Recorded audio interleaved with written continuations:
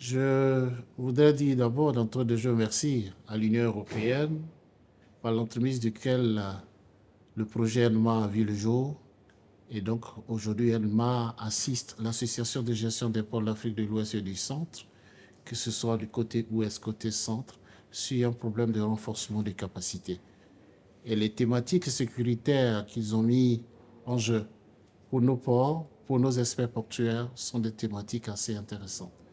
Parler de la gestion des risques est un élément donc important parce que le risque est permanent. Vous venez de poser la question de la sécurité dans le golfe de Guinée.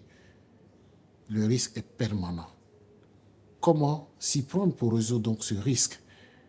Et le projet ENMA nous donne donc les outils. Il nous supporte en termes de renforcement de capacité. Ensuite, il y a même la prise de main qu'ils veulent donner pratiquement aux nos experts portuaires par la formation des formateurs en matière sécuritaire pour que demain, ENMA peut se désengager et porter un autre projet, mais il est sûr qu'en partant, il a laissé donc quelque chose donc au port de notre région. Ils sont donc capables de s'auto-former et de développer donc les stratégies possibles pour que la pérennisation de la sécurité soit une réalité au sein de notre zone économique.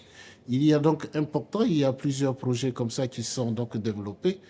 ENMA nous forme également, et c'est se fait pratiquement au port de Pointe-Noire tout récemment, les matières dangereuses, qui sont donc un risque permanent dans nos périmètres portuaires. Comment, en réalité, prendre en charge les matières dangereuses?